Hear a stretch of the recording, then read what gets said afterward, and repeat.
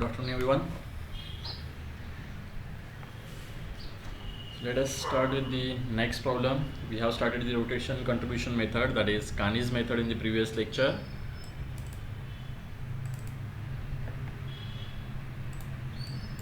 We have generated the what do you mean by the final moments, how we are calculating it, then what do you mean by rotation contribution factor or rotation contribution moment. Then we have studied the step by step method for the calculation of the final moments for the frame or beam.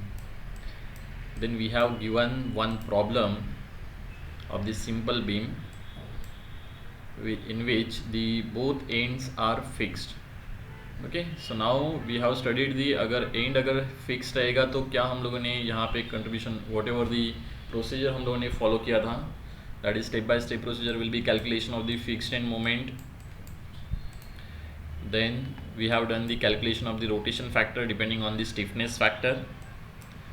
Then we have done the iteration, that is by calculating the rotation contribution for far end and near end, and then for that we have done the iteration to make the contribution factor, or we can say contribution moment, as a constant value. So we will get the contribution moment of each end so that we can find out the actual final moments by using the formula, that is fixed end moment plus 2 into contribution moment of the near end plus contribution moment of the far end. So ये हम लोगों ने last time देखा था. After that moment calculation हो गया, then we can find out the bending moment diagram and whatever shear force diagram as same as previous problems. So now today we are taking the another problem with the far end as a hinge. So let us consider, यहाँ पे देखो problem तुम लोग observe कर सकते हो, A point and D point. If you observe दोनों के दोनों यहाँ पे क्या हम लोगों ने कंसिडर किए हुए है, हिंज सपोर्ट, हिंज कंसिडर किया हुआ है. सो लेट अस कंसिडर, एक को ही मैं हिंज कंसिडर करता हूँ, इसको हम लोग फिक्स कर लेते हैं बिकॉज रिटर्न वैल्यू कैलकुलेट करना पड़ेगा इसलिए. ओके, दोनों हिंज हो गए तो भी कुछ फ़र्क नहीं होगा, roller and hinge will be same. So let us consider एक ही मैं यहाँ पे हिंज कर लेता हूँ डी, यानी कि अपना कैलकुलेशन बचेगा. सो नाउ स्टेप जो रहेंगे अपने वो सेम ही रहेंगे जो हम लोगों ने प्रीवियस प्रॉब्लम में देखे थे. सिर्फ यहाँ पे अपने को कुछ ना कुछ तो मॉडिफिकेशन करना पड़ेगा बिकॉज फार एंड के ऊपर यहाँ पे रोलर और we can say hinge support आ गया. So for that let us consider जो अपने स्टेप्स है, that is first one, that is we will calculate the fixed end moment. So let us write down यहाँ पे step number 1.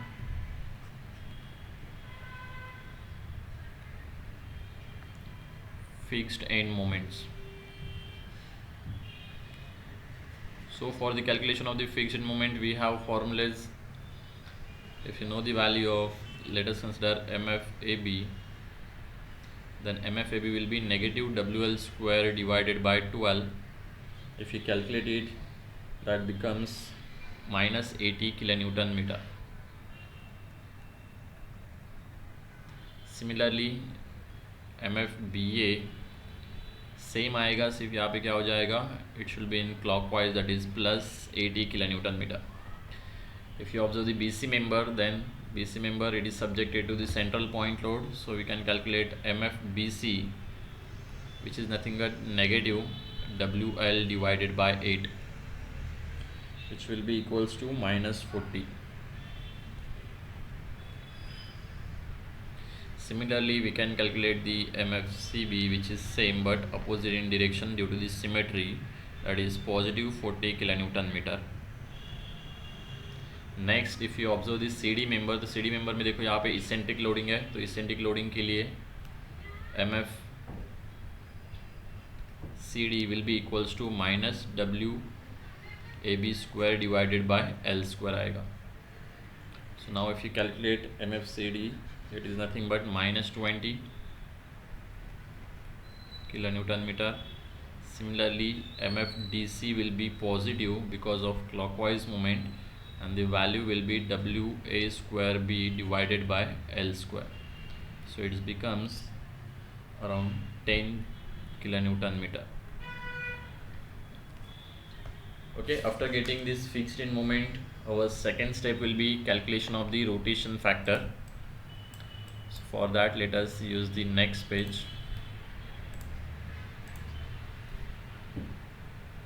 That is step number 2, rotation factor table. Okay, for rotation similarly जैसे हम लोगों ने stiffness factor के लिए किया था वैसे ही इसको हम लोगों को फॉलो करना है. First we will take the joints. If you observe the beam, B और सी के ऊपर ही हम लोग रोटेशन फैक्टर निकालेंगे बिकॉज ए और डी के ऊपर एक ही मेंबर कनेक्टेड है. So we can take this is as a B joint and second one as a C joint. Then we have to consider the members which are connected to the B and C.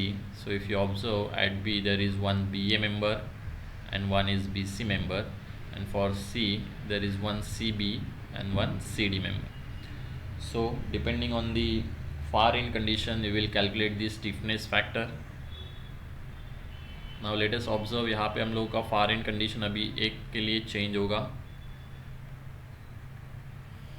Now if you observe B A के लिए far and fix ही है, B C के लिए भी check करोगे it is partially fixed. B के लिए कुछ प्रॉब्लम नहीं आएगा. If you observe this C point, तो सी बी के लिए फार एंड पार्शली फिक्स्ड है, लेकिन सी डी के लिए फार एंड क्या है, हिंज. तो हिंज रहेगा तो स्टिफनेस का वैल्यू चेंज होगा. So let us consider B A के लिए stiffness will be 4 EI/L. EI का वैल्यू यहाँ पे 1 EI और L is 4. So we can take for B A it will be 4 EI divided by 4. Similarly if you observe the BC member, तो यहाँ पे भी 4 मीटर है, फार एंड भी पार्शली फिक्स्ड है, तो ये भी आ जाएगा 4 EI divided by 4 only because length भी उसका 4 मीटर ही है. Now let us consider this CB member. तो CB member के लिए भी same value that is 4 EI divided by 4. And if you consider the CD member, तो CD member के लिए देखो फार एंड यहाँ पे हिंज है, तो ये आ जाएगा 3 EI/L. और यहाँ पे EI का वैल्यू भी चेक करोगे तो 1.5 I है, तो ये आ जाएगा 3 × 1.5 EI डिवाइडेड बाय L. और L कितना है इसका, I think 3 metre. So let us consider this summation of K for each joint. अगर ये दोनों का अगर हम लोग समेशन करते हैं तो ये आ जाएगा 2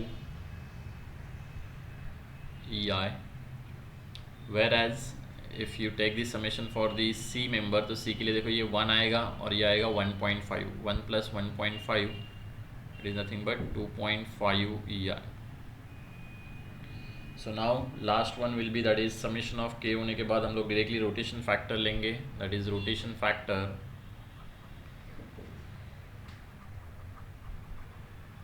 will be nothing but K divided by summation of K in bracket -1/2.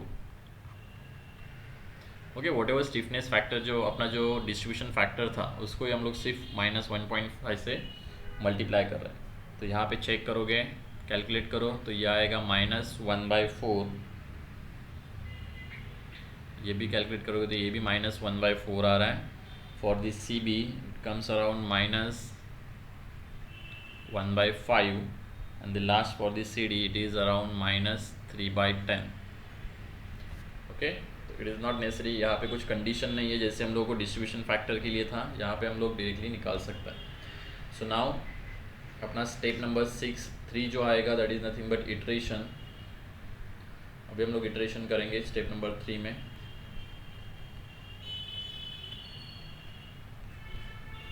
अभी इटरेशन करते समय तुम लोगों को ध्यान रखना है दैट इज़ फार एंड कौन सा है तुम लोगों को देखना पड़ेगा first, because depending on the far and तुम लोगों को पहले एडजस्टमेंट करना पड़ता है मोमेंट्स का. बिकॉज अगर फार एंड फिक्स रहता है तो वहाँ पे कुछ ना कुछ तो मोमेंट प्रेजेंट रहेगी. But if the far and is hinge तो ऑब्वियसली वी ऑलरेडी नो कि वहाँ पे जो मोमेंट आने वाली है it should be 0. So now अगर ऑब्जर्व करोगे तो डी पे यहाँ पे देखो फिक्स्ड एंड मोमेंट हम लोगों ने कैलकुलेट किया दैट इज़ +10. लेकिन अगर तुम लोग ऑब्जर्व करोगे तो +10 यहाँ पे रहना चाहिए क्या, बिकॉज इट इज़ हिंज, तो ऑब्वियसली इट शुड बी 0. तो इसको 0 करने के लिए हम लोग यहाँ पे -10 करेंगे. तो ये एडजस्टमेंट हम लोगों को यहाँ पे टेबल में ही दिखाएंगे हम लोग. सो लेट अस कंसिडर इटरेशन के लिए हम लोग यहाँ पे टेबल ड्रॉ करते हैं जो लास्ट टाइम हम लोगों ने ड्रॉ किया था. दैट इज़ बीच में हम लोग यहाँ पे एक रेक्टेंगल ड्रॉ करेंगे.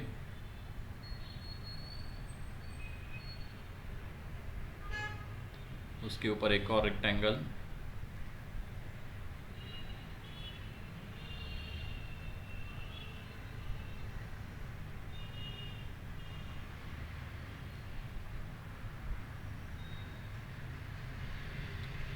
और एक जॉइंट के ऊपर अपने को बनाना है। जैसे जैसे फ्रेम यहाँ पे बढ़ता जाएगा वैसे वैसे तुम लोगों को ये वैल्यूज़ भी लेना पड़ेगा ज़्यादा। सो लेट अस कंसिडर, इसको मैं साइड में कंसिडर कर लेता हूँ।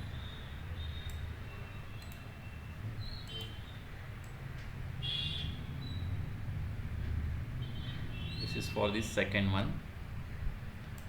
सो पूरे पेपर में अगर लग गया तो भी चलेगा, लेकिन ये डायग्राम ठीक से बनाओ। फर्स्ट वन अपना जो बीम था उसमें लेफ्ट हैंड साइड के ऊपर ए पॉइंट था, तो let us consider this is A point, this is B, this one is C and the last one that is D point. अभी देखो ए पॉइंट तुम लोगों का फिक्स है तो मैं यहाँ पे फिक्स ही रख देता हूँ। डी पॉइंट चेक करोगे, इट इज़ रूलर और we can say hinge. This is A point, this is B, C और डी। अभी देखो हम लोग क्या करते हैं, पहले फिक्स्ड एंड मोमेंट लिखते हैं। तो यहाँ पे मैं फिक्स्ड एंड मोमेंट लिखता हूँ, दिस इज़ -80। यहाँ पे मैं यूनिट नहीं लिख रहा हूँ, ठीक है। This is +80। यहाँ पे चेक करोगे तो यहाँ पे -40, ये आ जाएगा +40। देन यहाँ पे है -20 और यहाँ पे +10। अभी देखो हम लोग क्या करेंगे, वॉट एवर जो FEM का एडजस्टमेंट करना है ये लाइन के ऊपर ही हम लोग एडजस्टमेंट करेंगे। नाउ ये +10 को अगर 0 बनाना है तो यहाँ पे क्या करना पड़ेगा, वी विल डू -10। क्यों, -10 अगर यहाँ से जाएगा तभी जाके ये 0 बनेगा। लेकिन जब भी मैं किसी भी एंड के ऊपर या फिर किसी भी जॉइंट के ऊपर कोई भी मोमेंट अप्लाई करता हूँ तो ऑब्वियसली उसका फार एंड के ऊपर इफेक्ट होगा। तो अगर मैं यहाँ पे -10 यहाँ पे खुद से ऐड कर रहा हूँ तो ऑब्वियसली इसका फार एंड के ऊपर क्या चला जाएगा, हाफ कैरी और चला जाएगा। क्यों, बिकॉज सी क्या है, पार्शियली फिक्स्ड है। तो यहाँ पे हम लोग बोल सकते हैं अगर यहाँ पे मैंने -10 ऐड कर दिया तो ऑटोमेटिकली यहाँ पे क्या हो जाएगा, -5 ऐड हो जाएगा। अभी अगर मैं दोनों का समेशन करता हूँ तो समेशन देखो ऊपर की तरफ कर रहा हूँ तो ये बन जाएगा 0 और ये फिक्स्ड इन मोमेंट तुम लोगों का बन जाएगा -25। Okay, is there any doubt, किसी को डाउट है इसमें? चेक करो, इट इज़ वेरी सिंपल। अगर फार एंड तुम लोगों का फिक्स्ड है तो हम लोग डायरेक्टली फॉलो करेंगे स्टेप्स। अदरवाइज अगर वो हिंज है तो पहले हिंज का मोमेंट क्या रहता है वो हम लोग पहले एडजस्ट करेंगे। तो इसीलिए हम लोग क्या कर रहे हैं, यहाँ पे डी पे मोमेंट यहाँ पे 0 कर रहे हैं। तो डी पे मोमेंट अगर 0 करना है, ऑलरेडी फिक्स्ड एंड मोमेंट वहाँ पे 10 है, तो 0 करने के लिए मैं यहाँ पे खुद से -10 यहाँ पे ऐड कर रहा हूँ। तो -10 अगर मैं किसी भी जॉइंट के ऊपर ऐड करता हूँ तो उसका इफेक्ट फार एंड के ऊपर चला जाएगा depending on the far and condition. अगर फिक्स्ड है, पार्शियली फिक्स्ड है तो हाफ चला जाएगा, हिंज रहेगा तो वो डायरेक्टली 0 होगा। तो इसलिए ये जो तुम लोगों के 0 और ये -25 रहेगा वो तुम लोगों का फाइनल मोमेंट रहेगा। तो अभी देखो हर बार तुम लोग कैलकुलेशन करोगे, it is not necessary. Directly मैं अगर इसी टेबल में लिखता हूँ सब कैलकुलेशन तो भी चलेगा। अगर मैं नेक्स्ट स्टेप क्या रहता है अपना, we will do the rotation factor लिखते हैं हम लोग यहाँ पे। तो रोटेशन फैक्टर अगर मैं BA के लिए लिखूंगा तो ये था -1/4, BC के लिए वो भी -1/4 ही था, CB के लिए आई थिंक इट इज़ -1/5 और CD के लिए इट इज़ -3/10। ओके, ध्यान से लिखना ये। After that we will do this summation of fixed end moment at particular joint. तो summation of fixed end moment at point B that will be 80 - 40। 80 - 40 ये आ जाएगा 40, पॉजिटिव 40, तो ये हम लोग इधर लिखते हैं बीच में, this is positive 40। Similarly C के ऊपर करेंगे तो यहाँ पे देखो +40 - 25। अभी ये करना नहीं है बिकॉज ये हम लोगों ने मॉडिफाई कर दिया -25 में। तो +40 - 25 ये आ जाएगा +15। ओके, आफ्टर दैट हम लोग इटरेशन करेंगे। तो इटरेशन के लिए हम लोग 1 बाय 1 जॉइंट हम लोग कंसिडर करते हैं। तो डायरेक्टली अगर इस टेबल में भी लिखते हो तो कुछ प्रॉब्लम नहीं है, ध्यान में रखना। ओके, अगर इटरेशन लिखना है तुम लोगों को प्रैक्टिस के लिए तो तुम लोग लिख सकते हो। तो इटरेशन हम लोग स्टार्ट करेंगे फ्रॉम जॉइंट B से। जॉइंट B से अगर मैं स्टार्ट करता हूँ तो पहला हम लोग क्या करते हैं, we will take the rotation contribution of the far end. Okay, step by step देखो, सिंपल हम लोग क्या स्टेप लेते हैं। पहली rotation contribution for the far end कितना है वो हम लोग लेते हैं। Rotation contribution of far ends, obviously यहाँ पे दो एंड है तो दोनों का अलग अलग हम लोग ले सकते हैं। तो ये हम लोग का पहला स्टेप रहेगा एक पर्टिकुलर इटरेशन के लिए। तो रोटेशन कंट्रीब्यूशन देखो, इसमें क्या होगा, फर्स्ट वन हम लोग अगर कंसिडर करते हैं तो ये आ जाएगा M dash A B, far end का कंट्रीब्यूशन। ऑब्वियसली फार एंड देखो फिक्स्ड है तो रोटेशन कंट्रीब्यूशन कितना रहता है, 0। ब्रैकेट में चाहिए तो लिख लो, that is fixed end. Second one जो आएगा that is nothing but M dash C D C B. ये भी हम लोग क्या करेंगे, स्टार्टिंग का रहेगा तो इसको क्या करते हैं हम लोग 0 एज्यूम करते हैं। क्यों, बिकॉज अपने को अभी पता नहीं है कितना उसका रोटेशन कंट्रीब्यूशन है। जब वो मॉडिफाई होगा तो हम लोग वो रोटेशन कंट्रीब्यूशन यूज़ करेंगे। आफ्टर दैट फिर हम लोग क्या करेंगे, टोटल निकालेंगे, इसका टोटल कितना आता है तो दैट इज नथिंग बट 0। फिर हम लोग फॉर्मूला अप्लाई करेंगे, that is rotation contribution B A and B C. तो फर्स्ट हम लोग कैलकुलेट करेंगे that is M dash B A. ये फॉर्मूला तुम लोगों का कांस्टेंट रहता है, लास्ट टाइम ही हम लोग ने देखा था, that is nothing but rotation factor. अगर रोटेशन फैक्टर को मैं आर से इंडिकेट कर रहा हूँ तो rotation factor in bracket summation of M F, that is fixed end moment का summation at that joint, plus rotation contribution summation of rotation contribution of far end. तो यहाँ पे अगर समेशन की जगह मैं डायरेक्टली ये लिखता हूँ तो भी चलेगा, plus M dash C B. अभी अगर मैं करूँगा तो ये आ जाएगा, देखो M dash B A will be equals to rotation contribution of the B A पता है that is -1/4 in bracket fixed end moment का समेशन 40 है, प्लस ये 0 और ये भी 0 है। तो from this equation we will get the rotation contribution for the B A. If I am not wrong तो it is coming around -10। Similarly यहाँ पे एक ही एंड नहीं है, ओके, बी ए के लिए निकाला, सिमिलरली बी सी के लिए भी हम लोग निकालेंगे।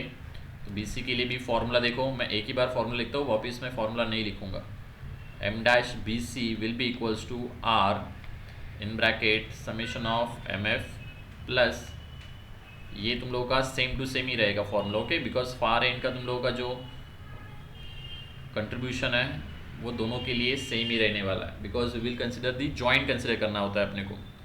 सो नाउ यहाँ पे क्या होगा, रोटेशन कंट्रीब्यूशन चेंजेस होने के चांसेस है, लेकिन इसके लिए सिर्फ इस जॉइंट के लिए ये 1/4 ही है। तो ये आ जाएगा रिटर्न 40, ये रिटर्न 0 और ये return 0, that will be equals to -10।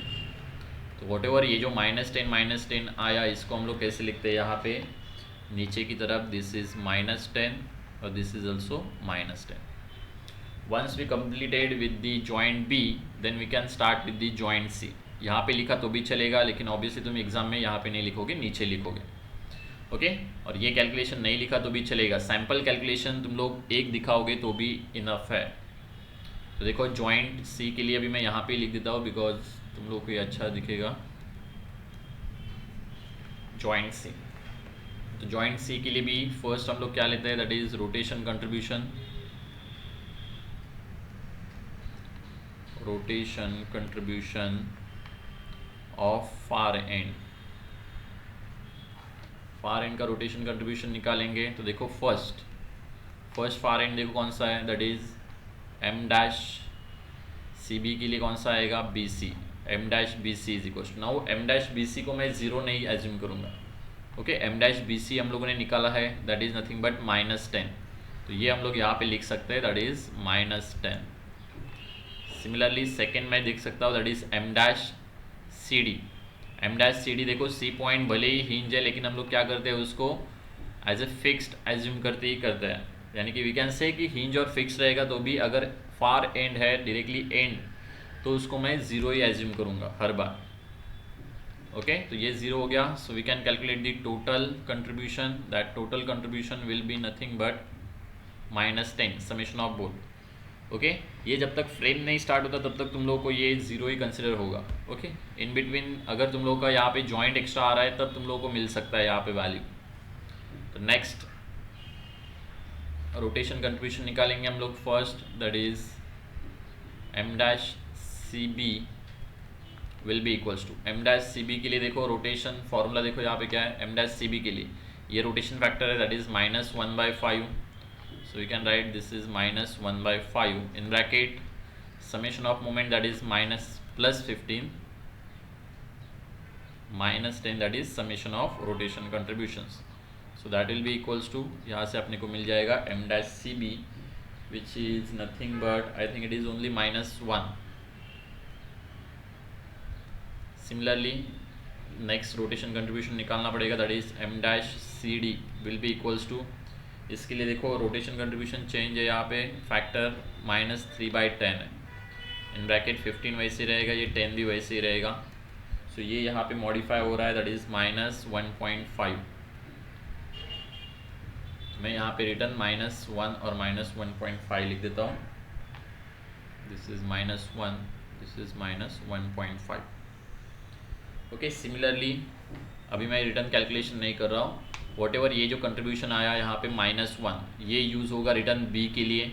ये प्रोसीजर हम लोग रिटर्न फॉलो करेंगे, M dash A B zero ही रहेगा फिक्स्ड है, एम डैश सी बी यहाँ पे अभी क्या हो जाएगा -1। तो एम डैश सी बी अगर -1 है तो ये दोनों रिटर्न मॉडिफाई हो जाएंगे, तो ये अराउंड आते हैं -9.75। ये भी सेम ही आ रहा है बिकॉज रोटेशन फैक्टर्स सेम है दोनों का।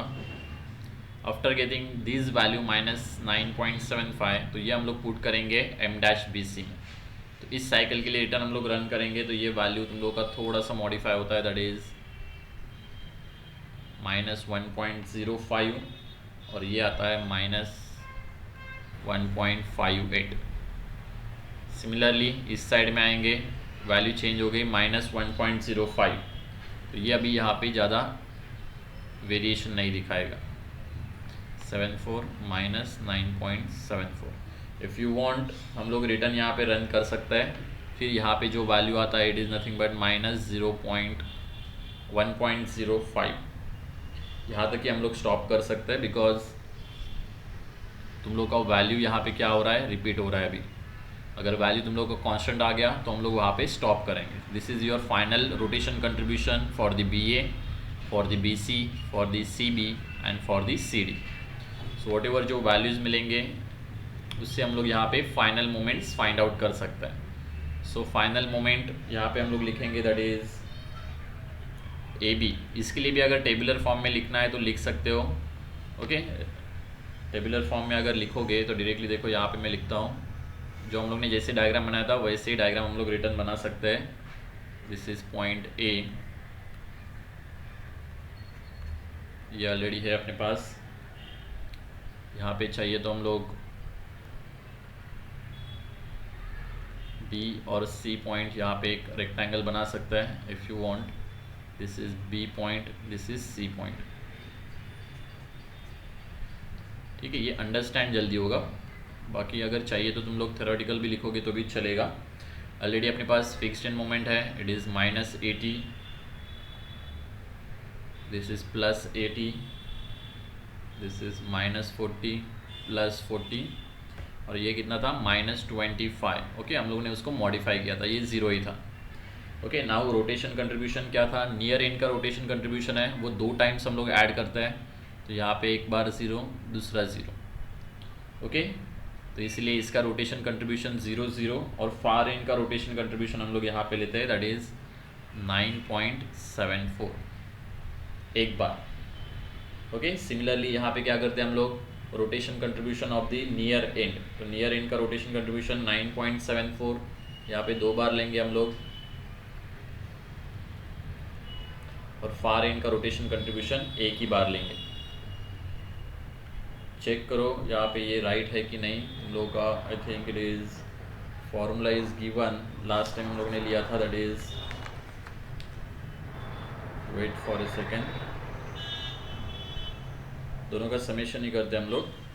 ओके सिमिलरली यहाँ पे चेक करोगे तो rotation contribution of the B C rotation contribution I think -9.74 था। ओके, तो ये भी माइनस होगा, ये भी माइनस होगा और ये भी माइनस होगा।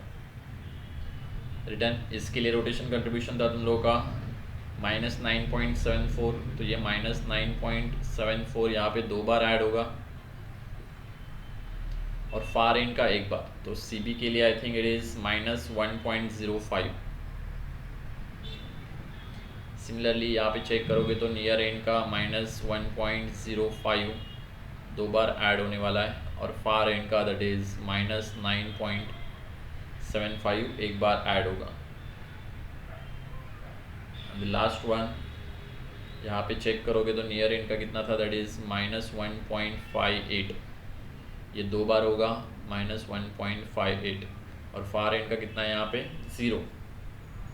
ओके, ये इधर लिखने की ज़रूरत नहीं बिकॉज इसको ऑलरेडी हम लोगों ने एडजस्ट किया हुआ है। तो वट एवर इन तीनों का अगर समेशन करते हो, चारों का fixed end moment plus this values, तो अपने को फाइनल वैल्यू मिलेगी। This is nothing but -89.74। ये चेक करोगे तो ये आ रहा है +60.52। इसका चेक करोगे तो ये आएगा आई थिंक 60.52 माइनस आएगा 60.53। यह आ रहा है -28.16 और this last one this is -28.16 and this last one will be 0। अगर ऑब्जर्व करोगे तो तुम लोग को ये मिल जाएगा, वट एवर ये जो रहेगा ये प्लस रहेगा। ओके, तुम लोगों के जो जॉइंट्स से मोमेंट है वो सेम दिखेंगे लेकिन अपोजिट इन डायरेक्शन दिखेंगे। Okay, are you getting? समझ में आ रहा है क्या? इतना डिफ़िकल्ट नहीं है, हम लोग सिर्फ वो मेथड को फॉलो करना है। अभी यहाँ पे सिर्फ हिंज हो रहा है तो सिर्फ थोड़ा सा इफेक्ट हुआ कि हम लोग उसको बैलेंस करते हैं पहले। Yes, is there any doubt? किसी को डाउट है इसमें?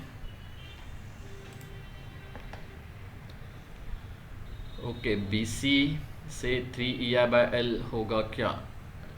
BC से 3EI/L नहीं हो सकता। क्यों? बिकॉज C पॉइंट हिंज नहीं बोलते उसको। अगर इंटरमीडिएट अगर हिंज पॉइंट रहता है, यस सर, ये हम लोग कैसे लेते हैं BC के लिए? BC के लिए लेते समय हम लोग ये क्या है, इंटरमीडिएट हिंज पॉइंट है। तो अगर मैं इसको BC रीड करता हूँ तो C के आगे देखो यहाँ पे सपोर्ट है ना, तो C it is partially fixed हुआ।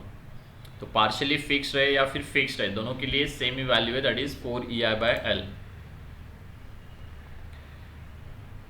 अंडरस्टूड? इजर खान, हितेश, हिंज पे K का वैल्यू रहता है, हिंज पे तुम लोग का 3EI/L रहेगा। ठीक है, बराबर है ये। रेहान, अर्चित, CB का एज्यूम क्यों किया? CB के लिए which value? I think you are asking for this value 0।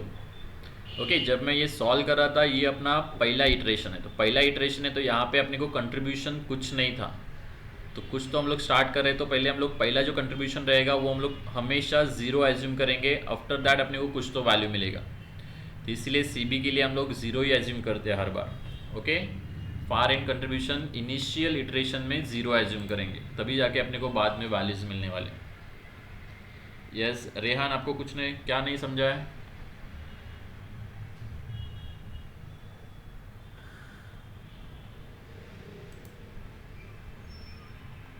Okay, I think you understood everything. तो फर्दर हम लोग एक और प्रॉब्लम देखते हैं, दैट इज अगर ओवरहैंग रहेगा तो हम लोग क्या करेंगे। ओके, यहाँ पे मैं प्रॉब्लम पूरा नहीं सॉल्व कर रहा हूँ,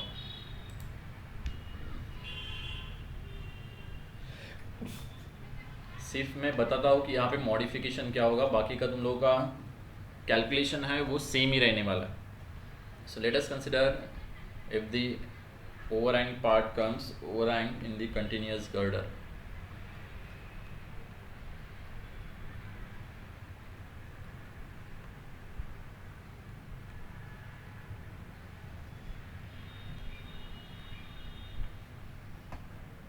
Overhang in continuous girder, यहाँ पे देखो मैं एग्जांपल दिखा रहा हूँ तुम लोगों को। Let us consider same problem थोड़ा सा मॉडिफाई करके लेते हैं हम लोग।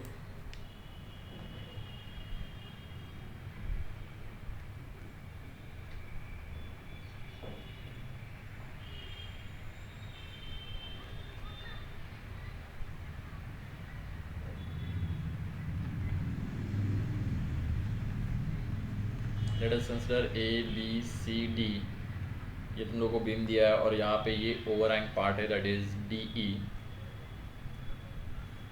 ऑलरेडी CD के ऊपर, अभी इस लोडिंग की बात नहीं कर रहा हूँ मैं, सिर्फ CD के ऊपर देखो यहाँ पे एक UDL दिया हुआ है। ओके सॉरी, CD के ऊपर UDL नहीं, CD के ऊपर एक पॉइंट लोड दिया हुआ है eccentric which is 30 kilo Newton.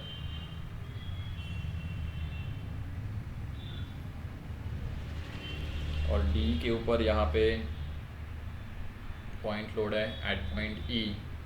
ये तुम लोग का पॉइंट लोड रहे या फिर UVL या फिर UDL रहे, उससे कुछ मतलब नहीं है। This is 15 kilo Newton. Okay, तो हम लोग जब कैलकुलेशन करेंगे तो यहाँ पे देखो CD के लिए this is 2 metre, this is 1 metre, और ये तुम लोग को दिया हुआ है दिस इज़ 0.6 मीटर। जब मैं इस पार्ट को सॉल्व करूंगा तो देखो यहाँ पे ऑलरेडी DC के लिए अपने को फिक्स्ड एंड मोमेंट मिलेगी that is MFDC will be equals to, formula है तुम लोगों के पास WA² डिवाइड बाय L², तो वैल्यू तुम लोगों का आता है दैट इज +33.33। वेयर एज अगर तुम लोग MD का वैल्यू निकालोगे, MDE, अभी इसको मैं MFD नहीं बोल रहा हूँ, क्यों? बिकॉज MD ऑलरेडी पता है अपने को। MD क्या रहेगा, अगर ये 15 इंटू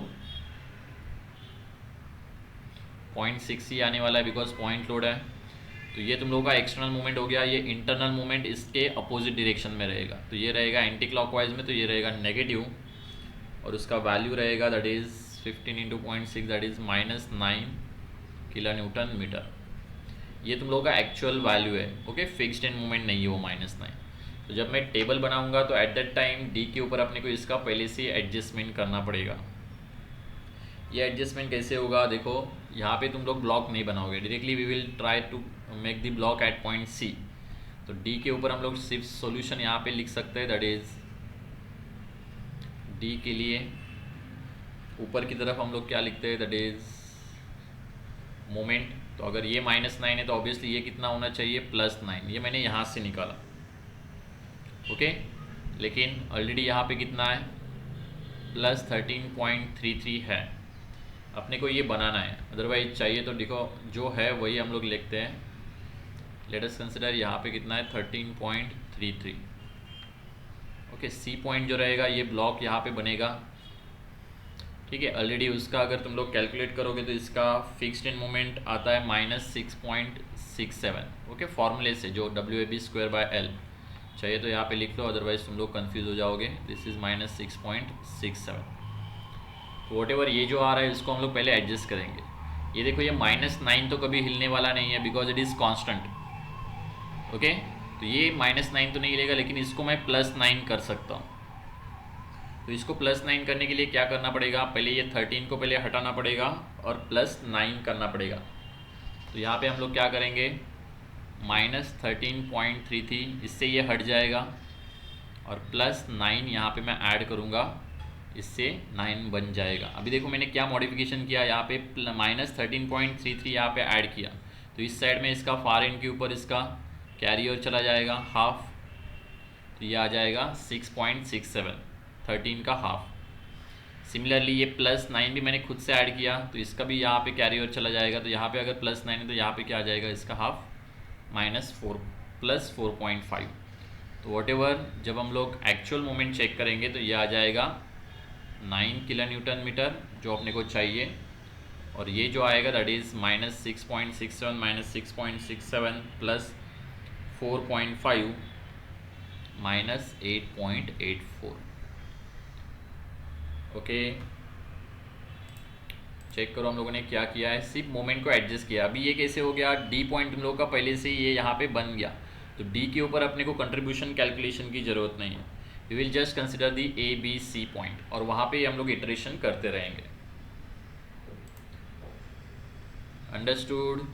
ये पॉइंट समझा क्या? अगर मैं ओवरहैंग यहाँ पे ऐड करता हूँ तो ओवरहैंग पार्ट हम लोग पहले से ही डिटरमाइन करके रख देंगे, so that we will not include that in the iteration part. Understood? Yes everyone, किसी को अगर कुछ डाउट है इसमें तो पूछो।